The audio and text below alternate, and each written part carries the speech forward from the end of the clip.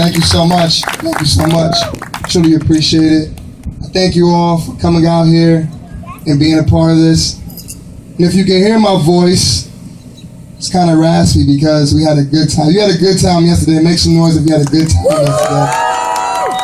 We had an amazing time. For all my folks, if you can hear my voice, I want to first say we thank God for giving us an opportunity to have life. Life is very precious. And it's something that can be taken away from you at any moment. But let me tell you what's even worse than that. What's worse than death, physical death, is living a life not truly having lived. And that's worse than the physically dying. I want to thank you all for coming out here and being a part of this. I thank Mr. Roberts. I thank Imam Abbas. I thank Mr. Allen. I thank Ms. Flanagan. I thank all of you for being a part of this movement. As I look around, I see people who were my high school, middle school, high school friends. I went here to MLK. I grew up around the corner at a place called Whitney Avenue.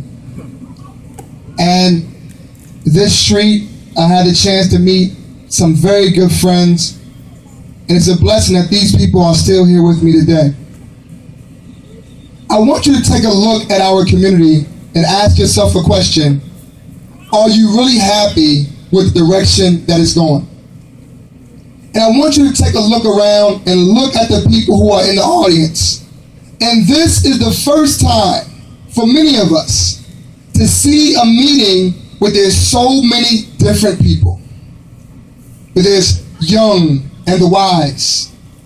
Where there's all types of people who have come together for one purpose and one principle. Usually we go to meetings and you have one demographic. Maybe you just have our elders. Maybe you just have our young. Maybe you just have this socioeconomic status. But in this audience right now, you see every single person, every person represented in our community. And you know what that says about you? It says that you are ready for a change. The fact is that our community, the reason why we are going in this direction is because the bridge has been burned. The bridge between the elders and the young. The bridge between the different socioeconomic status. The bridge has been burned. When I attended Martin Luther King High School, middle school to high school, as a group, actually, Mr. Allen, if you can raise your hand, Mr. Allen. Mr. Allen and his wife and his family and the group over here with the Renaissance Housing, they took a group of us to Detroit. Now as you're older, Detroit is not so far. But when you're younger, Detroit is a lifetime away. And this group decided to put together this bus trip and take us all the way to Detroit to the African American Museum, where I had the opportunity to recite some poetry. And it was so amazing. I did not believe that we was going on a trip. I didn't believe it. I mean, even once I got on the bus, I didn't believe it. When we got to Detroit, I didn't believe it. I'm like, they're gonna turn around, no doubt about it. And then we got there finally. But it's people like that who take the time to believe in young people, not just in word, but in action. It's people like that who say, you know what? I'm not gonna say, hey boy, pull up your belt. I'm gonna give you an opportunity to make a change in your life and help change your perspective. That's the type of people that we need in our community. And those type of people have to be supported. I want us to stop looking at our young people like enemies and stop looking at our elders as enemies because we need each other. There's no point of having a glorious past without a bright future. And all of us are important. Every last one of us, even my sister back there who's holding that little baby, we are doing this work for him. We are doing this work for my young brother. Mario, come up here, man. What you doing, man? Come up here, man. We're doing our work for our young people like Mario, who may say, who cares about me? Because you know what? It's terrible when you feel self-hatred from the George Zimmermans of the world, but also feel hatred from people in your own community. So we have to be like the Mr. Allens of the world and give opportunity to our young people. And meetings should be filled with them. Their voices have to be heard. And I'm going to tell you about Mr. Roberts. Dania and Taisha and Vanisha and Latrice, Anthony, we all grew up here at MLK Middle School and High School. Carlos, Henley, we all grew up here at middle school, Martin Luther King Middle School and High School. And it was men like this who said, I love you. This is a big deal. There was men like this who said, I love you and I care.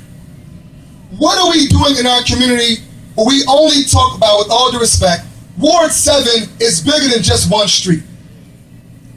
Every last one of us has to feel responsible, whether you are all the way on Huff or you're all the way on St. Clair. Our community has to be represented from each and every individual, whether you make it over $100,000 or whether you are on Section 8. Every person deserves to have their voice heard. Whether you're voting or not, let me say it again. We shouldn't focus our efforts on the people who only vote. We should also focus our efforts on the people who may think, what's the point of voting? Every person has to be uplifted. Every person deserves for their voices to be heard. So I close with this. If you say that you're happy with the direction that Ward 7 is going, then you must be asleep. You must be asleep when you can go down on Donald and travel down 76th Street and there's more abandoned homes than homes that are being lived in. You must be asleep. You must be asleep if you think that Ward 7 is going in the right direction when we have schools, our schools in the neighborhood who have failing grades. What about our young people? What about our future? If you believe that Ward 7 is going in the right direction, I want you to ask yourself the question, do you feel safe with allowing your children to walk to the store? Do you feel safe with sending your children to the schools in your neighborhood? Do you feel safe? And if you don't, then guess what? It's time for work. Now, I'm not saying I'm going to be perfect. I can promise you one thing, that I won't be perfect. But what I can say is that I will work every single day. And for those who know me and who have known me, I ask you to spread the word for those who don't know me. I ask you to talk to the people. Let them know I'm not a new face to Ward 7. I'm not a new face to this community.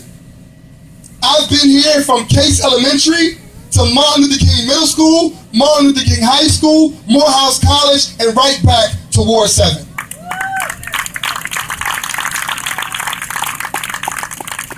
When you talk about the late, great Councilwoman Fannie Lewis, you can't help but to see a person that was dedicated to the upliftment of her community.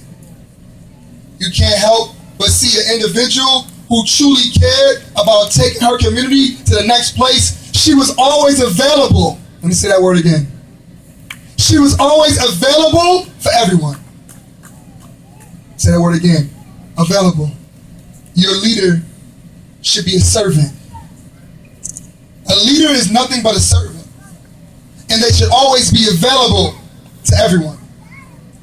So Councilwoman Fannie Lewis, the late, great Councilwoman, she deserves a lot more respect than she's getting in our community today. There's no reason that she just should have one street named after her. She should have a school named after her. That's one council person that a school should be named after. But in saying that, we appreciate what she has done, but I want to ask you, what has happened new since she has left? If you say League Park, no. Councilwoman Fannie Lewis made that happen. She's the reason why that has happened. If you say, well, the streets are fixed, no, they got to do that. I want you to ask yourself the question, what has happened new in this community? What new businesses, what new opportunities, what new organizations, what has happened new? We are not looking to be Fannie Lewis. As a matter of fact, I would say that she don't want us to be her. We appreciate her, but it's important for you to be you. We need new opportunities in our community and we can do it. We don't have to wait on our government to make our community better. We need people who can bring others. We need people who work for nonprofits. We need people who are business-minded. We can bring our own money, raise our own money to make a change in our community. We don't have to wait for the city to give us any dollars. Right here, we can raise $20,000 to give a scholarship. Right, with the community, with the churches in our community, we can raise this money. We can do what we need to do as a community. We don't have to wait on anyone to make a change for us. The question is, why don't you believe? Not y'all, your cousins and them, not y'all. Why don't they believe?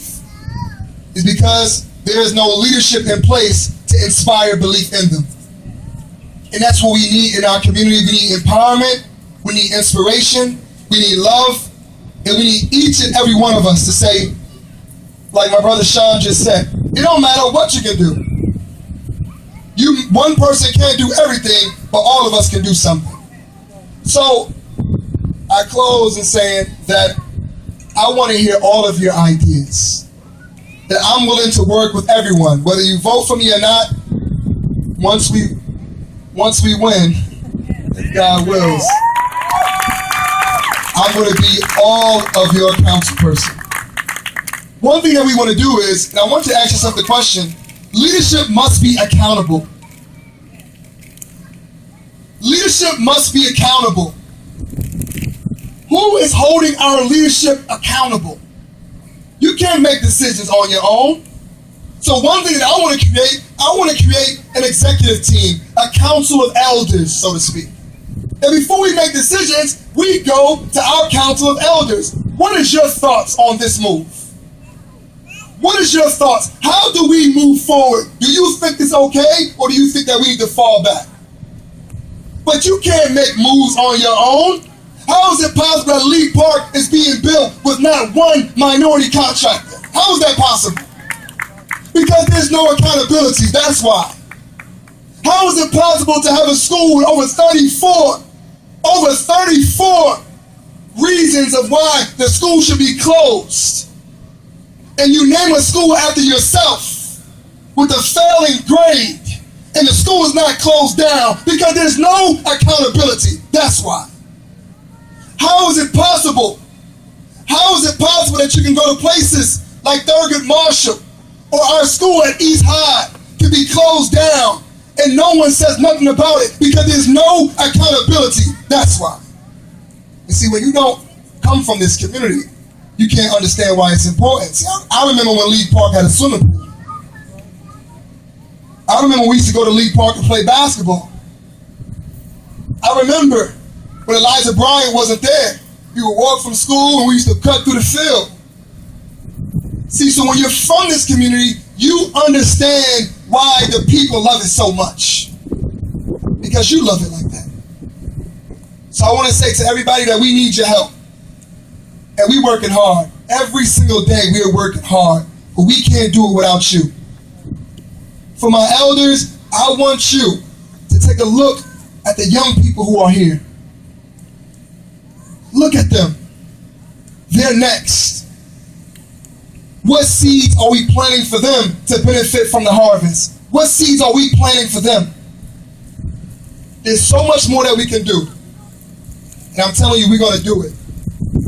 We're going to make it happen. There's certain things that we can't do, but collectively, we can make some things happen, and we will make it happen.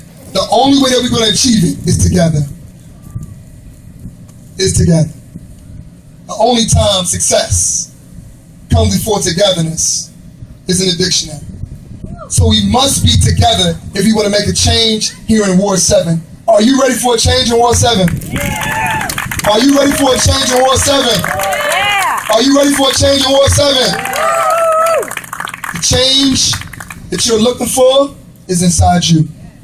Socrates said a very powerful quote. He said, I am to the midwife, I am to the pregnant woman, I am to my students what the midwife is to the pregnant woman. That means that I'm not pregnant. I mean that light is in each and every one of you. And my duty and my job is to help bring that light out.